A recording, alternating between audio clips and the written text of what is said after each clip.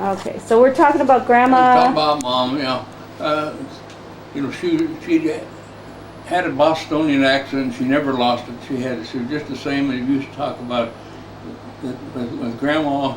The trees don't, birds don't warble in the trees. They wobble in the trees. Mm-hmm. You know, that get her mad. And she was ambitious for us, but she didn't. Her aims weren't very high. Mm-hmm. You know, she thought that. To me, she wanted me to take a civil service and become a mail carrier. Mm-hmm. Of course, Bill's one to change that. Well, what got Bill to be so high, high it's level? Self-motivation. He got out of high school when he was about, 15. Okay, so he was pretty sharp. And he started working at the what do they call it now? It's a place that sold farm equipment and groceries and stuff like that. Implements or co-op or? Yeah, something like that. Uh-huh. Anyway, he worked there, and then he worked over at George's Market for a while. Then he decided, he wanted to go to become a lawyer, and he made an application with the Whitney benefits, and in Sheridan County, you have Whitney benefits, Perkins benefits, and there's another one, I forget what it is. Uh-huh. And what they are, you can make an application to borrow money from them. Mm-hmm.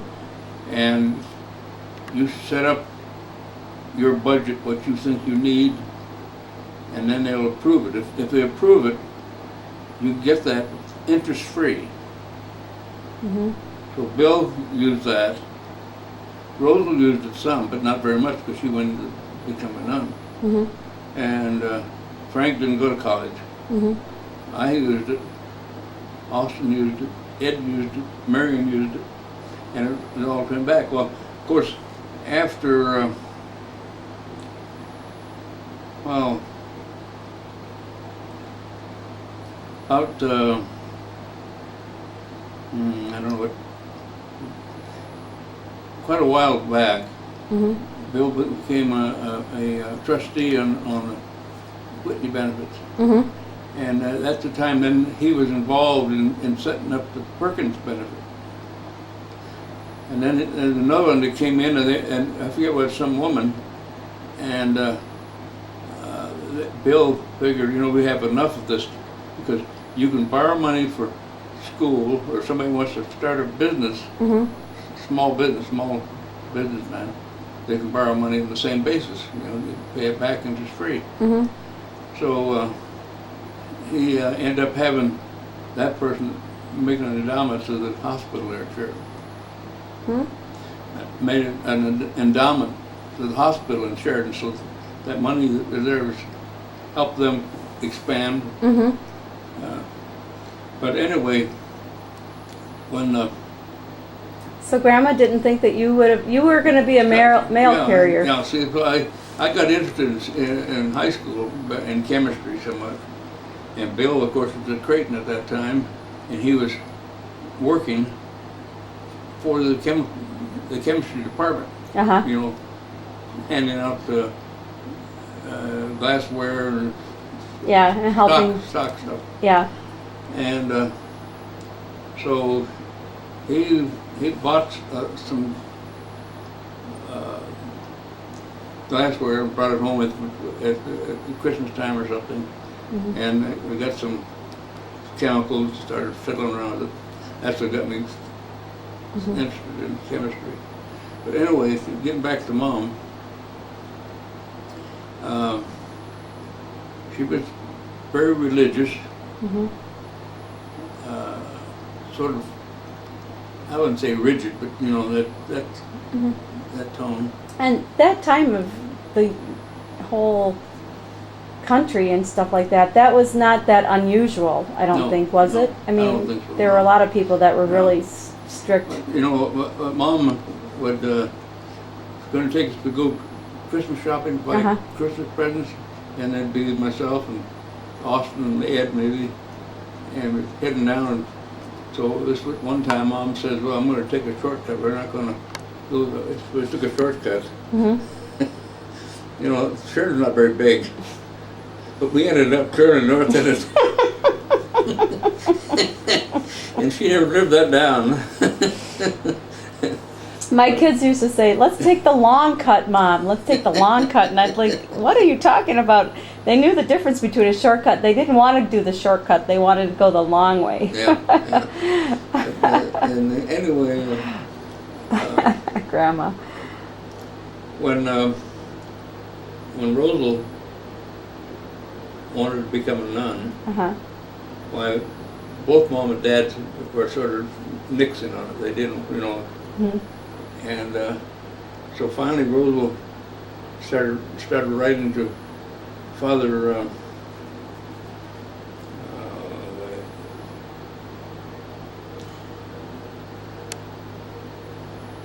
It'll come later. He's a Jesuit. He was the head of the St. Stephen's missionary mission over in the Basin country. Hmm. So anyway, so Rosal would write to him, and he would give her advice back, right back, and so. Mhm. So there's a series of letters over a couple of years, Hmm. and of course when Rosal became of age, then they didn't have any choice. And after she got in, they were real happy that she did. You know, it changed things quite a bit. Hmm. But How do you mean it? How do you mean it changed things? well, they weren't opposed anymore. They found So out. they weren't mad at her anymore, Oh, and no. they, you know, and They so weren't really mad, but just no, but they're- that tension that you have with. Yeah, and anyway, that series of letters was published in the Our Sunday Visitor magazine or paper. Oh, OSB, newspaper. yeah. This would be back in the 28, around there, 27 to 30 in there somewhere. Oh gosh, that doesn't seem possible that she was. All right, let's see. You were born in 1918. So how old were you when she went in? When she went in, I was, I think, 8th grade. All right. Well, Mariel's in 7th grade and she's 13. So let's say you were 13. So, because I'm wondering, because if I start looking back in our Sunday visitors, like in the back archives or something like that, when would I find it? It would be somewhere in that era. Yeah. Okay. That's neat. I'm trying to think of the father, an Irish name. He was from Sheridan. Anyway, when Ed wanted to become a Jesuit, he had to be interviewed by a Jesuit. And he was just out of high school, so I drove him. We went up to Buffalo and down the what they call it, the Muddy River Canyon. It's very interesting because you're driving at the bottom of the canyon instead of on the sides. And there's some places they call it the wedding of the waters. It's a place where from here this way it's one stream, and that way it's a Shoshone going that way, and it's a Piney going this way. But you look at it when you're driving, and you'll swear up and down that water's running uphill. It's optical illusion because of the terrain that's around it. Oh, neat. Anyway, I took Ed over for the interview, and when we were there, one of the Indians had died, and he was having a funeral. So Ed and I, we just went over to they don't embalm. So it's starting to smell some, but not bad. Mhm. But Well, anyway, that's kind of a neat. I mean, not neat, but I mean, it's something that you don't get to do just every day, yeah, and it is different, when you're on the Indian reservations and stuff. yeah, So, yeah. So anyway, that's getting away from things. yeah. Well, it's interesting though. But Mom kept the books, and of course, Dad didn't make a lot of money, Uh-huh. so there was always some financial. That's the only time they got into real arguments is when it came to financial. Dad liked to spend, and Mom wanted to be fiscal. Mhm. Mhm. But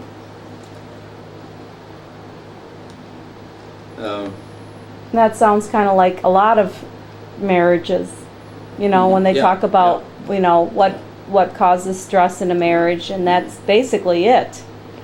Most of the time, not everything. Oh, was the game it's ended? over. Yeah, it's over. Who won? Oh, Cleveland. Oh, Yeah, sure. I shouldn't have even asked. But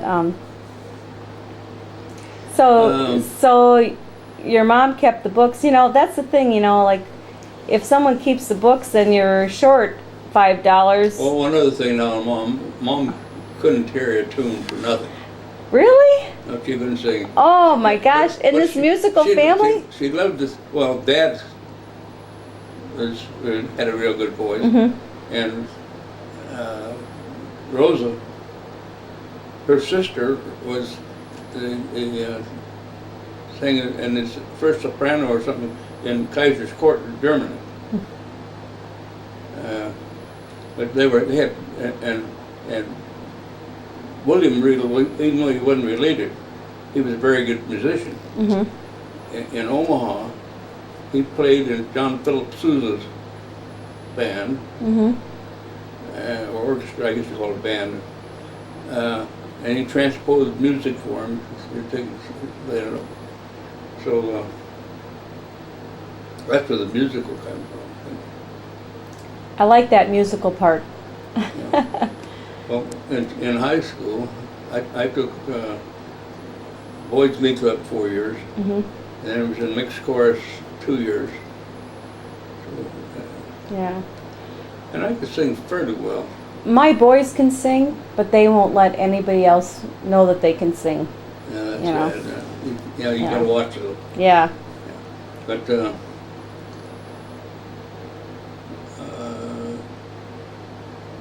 I was in the our operetta my senior year, Uh-huh.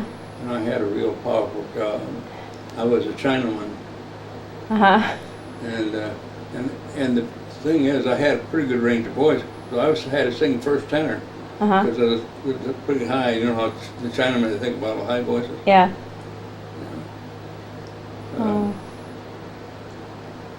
Um, What was Grandpa like? Grandpa, easygoing. He loved hunting and fishing, Uh-huh. and he was a good hunter. When they had the grocery business, why he used to deliver groceries out in the mines, and he should have a wagon load of groceries, take it out, and then in the month he'd go out and collect. Of course, so he'd be carrying quite a bit of money. So he carried a Smith 38, and he could be sitting in a wagon, and there's bottles on the side of the road, and he could.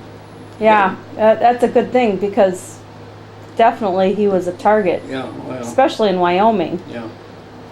And but he got to know Charlie Hidley. Now Charlie Hidley, I got to know him too. Charlie Hidley was they call him a quarter breed Indian. He had Indian blood in him. He was a veteran of the Spanish-American War. Okay. He had a little pension, and he had a land grant that they get. He had owned some land up on top of the Big One Mountain, up Red Grade area, and Charlie could drink booze like we drink water, except that he was an alcoholic. You know, Dad would always bring up one bottle, and in a day's time that bottle would be gone. Mm-hmm. But what Charlie would do, and I knew him, Mm-hmm.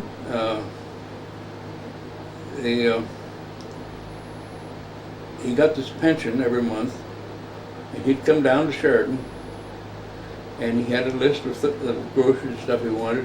He'd Mm-hmm. give it to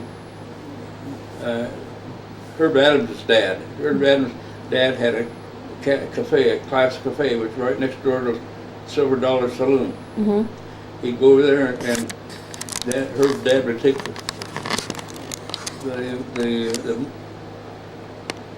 the list and get that stuff for him. Mm-hmm. And then Charlie would go next door, and he drank until the money was all gone. Then he'd go back up Bighorns for So he was an for a month. alcoholic, right? Yeah. You said he was. I thought you said he wasn't, and that. No, he was. Okay, But that's sad. he knew how to fish. He taught Dad how to fish. But Dad would take Austin, myself, and Frank would go up and fish in the stream, fish for an hour and come back. I'd have maybe 3, and Frank would have 5. Austin would have maybe 5. Dad would come back with 50. Oh my gosh. He really knew fly fishing. He could just do Fly it. fishing, he did. Well, anyway, this one 4th of July, Mhm. Herb Adams, Gilbert James, and myself went up, and we camped not too far from Charlie Hidley's place. Mm-hmm. And the next afternoon, why, we decided to go see Charlie. So we went over, and there's some pictures. Herb had his pickup truck, and we got it drowned out in the stream going over. Mm-hmm. You saw that? Okay. And we got up I there. think so. Yeah. Yeah. We got there, and he's really glad to see you. Uh-huh. And we came about 4 o'clock. He excused himself, went over on the wall and picked his fishing tackle off of the rod and reel off of the wall where he had it sitting. And then he'd go down to the stream, and about 20 minutes later he'd be back with a mess of fish, and then he'd cook them. Huh. And he had salt blocks out at the back where he could look out his bedroom window. Yeah. And of course, the deer are there all night long. When it came deer season, Charlie went over on the other side of the mountain and killed his deer. He wasn't going to get his friends, huh? And one time, one of his friends from Sheridan came up to visit him, and he liked him pretty well. And Charlie he found 2 real perfect pine trees. Uh-huh. And so he transplanted them, had them there grown real well. And this guy came up, and that guy liked them pretty well too. Charlie went out to do something, and he came back, and then his friend was gone, and so was the trees. he told Herb Adams, if he comes back, he's not going again. He's going to kill him. Oh, that's that's funny. Yeah. Oh. One time, we went up there, and he was talking about there's a couple got married in Casper and came up there for the honeymoon. Uh-huh. And the guy had hair was too long, and his bride wanted to get his hair cut.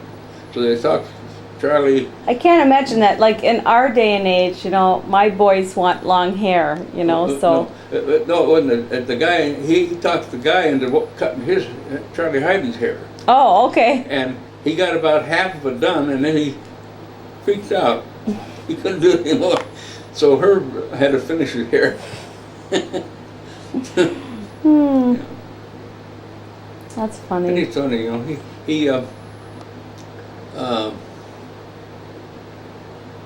there was a bootlegger's place. That opens another big story. Oh, okay, yeah. That bootlegger's place is quite a ways over on the other side near the other side of the mountain. Uh-huh. And the government decreed that should be salvaged. They had rules. You took everything out from the inside before you took the roof off. Okay. And anybody could go up and take it.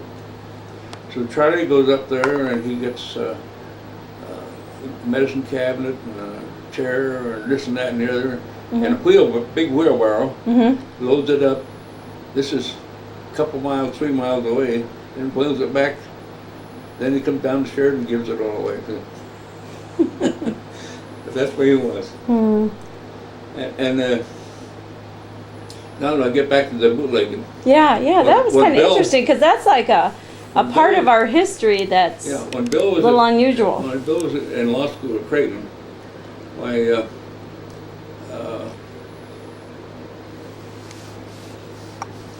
he was in law school at Creighton, but there was a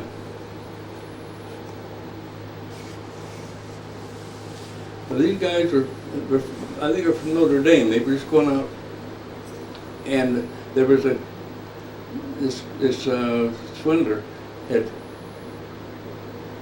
made a big pitch about building a college at Sheridan, you know, and so forth, and taking monies for it and so forth.